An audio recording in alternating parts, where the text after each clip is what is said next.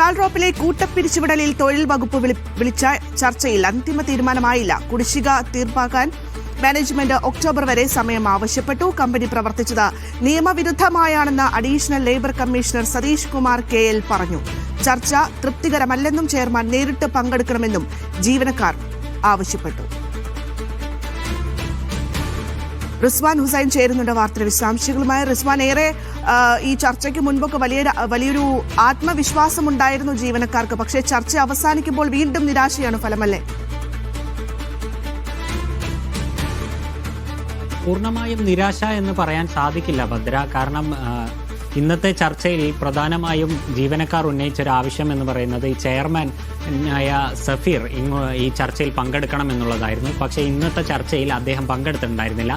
കമ്പനിയുടെ ഭാഗത്തു നിന്ന് CEO ആണ് പങ്കെടുത്തത്. മാത്രമല്ല 50ഓളം ജീവനക്കാരും പിന്നെ ഈ അഡീഷണൽ ലേബർ കമ്മീഷണറുമാണ് പങ്കെടുത്തത്. ഈ ഏകദേശം 45 മിനിറ്റോളമാണ് ഈ ചർച്ച നീണ്ടു നിന്നത്. ഈ ചർച്ചയിലാണ് ഈ മാനേജ്മെന്റ് ഉന്നയിച്ച പല ആവശ്യങ്ങൾ, അതല്ലെങ്കിൽ ഈ ചർച്ചയിലാണ് പല കാര്യങ്ങളും ഈ കമ്പനിയെക്കുറിച്ച് ലേബർ കമ്മീഷണർ അല്ലെങ്കിൽ തൊഴിൽ വകുപ്പിന് അറിയുന്നത് തന്നെ. കാരണം 2 ദിവസം മുൻപാണ് ഈ ജീവനക്കാർ കമ്പനിക്കെതിരെ ഒരു പ്രസ് മീറ്റ് വിളിക്കുന്നത്. അതിലൂടെയാണ് തൊഴിൽ വകുപ്പിന് ഈ കമ്പനിയെക്കുറിച്ച് അല്ലെങ്കിൽ കമ്പനിയിലെ പ്രശ്നങ്ങളെക്കുറിച്ച് അറിയുന്നത് എന്നാണ് അവർ ഇന്ന് ലേബർ കമ്മീഷണർ മാധ്യമങ്ങളെ കണ്ടപ്പോൾ പറഞ്ഞത്. അല്ലെങ്കിൽ ഇത്തരത്തിലൊരു പരാതി, ഈ കമ്പനിക്കെതിരെയുള്ള ഒരു പരാതിയും നിലവിൽ തൊഴിൽ വകുപ്പിന് ലഭിച്ചിട്ടില്ല എന്ന് തൊഴിൽ കമ്മീഷണർ പറയുന്നു. മാത്രമല്ല ഈ പരാതിയിൽ ഈ ഇന്നത്തെ ചർച്ചയിൽ മാനേജ്മെന്റിന്റെ ഭാഗത്തു നിന്ന് അവർ സമ്മതിക്കുന്നുണ്ട് കമ്പനി നഷ്ടത്തിലാണ്, അതുകൊണ്ടാണ് ഇത്തരത്തിലൊരു പ്രധാനമായ പ്രശ്നം നേരിടുന്നത്. ഈ ഒക്ടോബർ വരെ ഒരു കാലാവധി നൽകുകയാണെങ്കിൽ ഈ പറയുന്ന കുടിശ്ശിക തീർക്കാൻ കമ്പനിക്ക് സാധിക്കുമെന്നാണ് ഇന്ന് ചർച്ചയിൽ പങ്കെടുത്ത CEO പറഞ്ഞത്. പക്ഷേ 2 ആഴ്ചക്കകം ഇതിലൊരു അന്തിമ തീരുമാനമെടുക്കണമെന്നായിരുന്നു ലേബർ കമ്മീഷണറുടെ നിർദ്ദേശം. അതായത് ഈ ഒക്ടോബർ വരെ ഒരു കാരണവശാലും സമയം അനുവദിക്കാൻ തൊഴിൽ വകുപ്പ് തയ്യാറല്ല. മാത്രമല്ല ഇന്നത്തെ ഒരു ചർച്ചയിൽ പങ്കെടുത്ത ജീവനക്കാർ പറഞ്ഞതനുസരിച്ച് 11 മാസത്തിലധികം തൊഴിലാളികൾക്ക് ശമ്പള കുടിശ്ശിക നിലവിലുണ്ട്.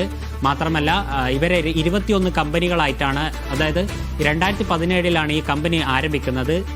ഈ കമ്പനിയിൽ ഒരൊറ്റ കമ്പനിയിലേക്കാണ് ഇവരെല്ലാവരെയും റിക്രൂട്ട് ചെയ്യുന്നത്. അതായത് 600ഓളം ജീവനക്കാർ ഈ കമ്പനിയിൽ വർക്ക് ചെയ്യുന്നുണ്ട്. പക്ഷേ ഈ കമ്പനി അത് നിയമവിരുദ്ധമാണ് എന്ന് കണ്ടെത്തുന്നതിനുള്ള പ്രധാന കാരണം എന്ന് പറയുന്നത് ഈ കമ്പനി അത് 21 സ്റ്റാർട്ടപ്പുകളായി ടാൽറോപ്പ് എന്ന പേരിൽ തന്നെ 29 സബ് കമ്പനികളായി രൂപീകരിക്കുകയും ഈ 600ഓളം ജീവനക്കാരെ ആ കമ്പനികളിലേക്ക് റിക്രൂട്ട് ചെയ്യുകയുമാണ് ഉണ്ടായത്.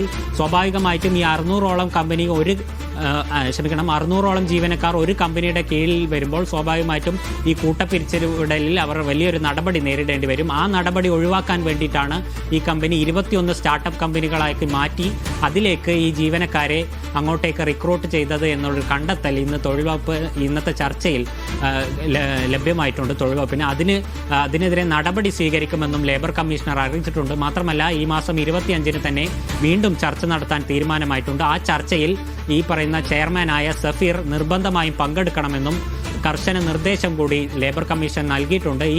ഈ ചർച്ചയിൽ പങ്കെടുത്തില്ലെങ്കിൽ സ്വാഭാവികമായിട്ടും നിയമ നടപടികളിലേക്ക് കടക്കുമെന്നും ലേബർ കമ്മീഷൻ മുന്നറിയിപ്പ് കൂടി നൽകുന്നുണ്ട്. മാത്രമല്ല ഈ നാളെ മുതൽ തന്നെ എറണാകുളം ജില്ലയിലെ തൊഴിൽ വകുപ്പ് ഉദ്യോഗസ്ഥർ ഈ ജീവനക്കാരുടെ കണക്കെടുപ്പും അതുപോലെ തന്നെ എത്ര രൂപയാണ് അല്ലെങ്കിൽ എത്ര മാസത്തോളമാണ് ഈ കുടിശ്ശിക ഉണ്ടായിരിക്കുന്നത് എന്നുള്ളതിൻ്റെ ഒരു കണക്കെടുപ്പ് നാളെ തന്നെ ആരംഭിക്കും. അത് 25-നുള്ളിൽ തന്നെ അടുത്ത ചർച്ചയുടെ മുൻപ് ഈ കണക്ക്, കൃത്യമായ ഒരു കണക്ക് ലഭിക്കും. ആ ഒരു ചർച്ചയിലായിരിക്കും ഒരു അന്തിമ തീരുമാനം ഉണ്ടാവുക.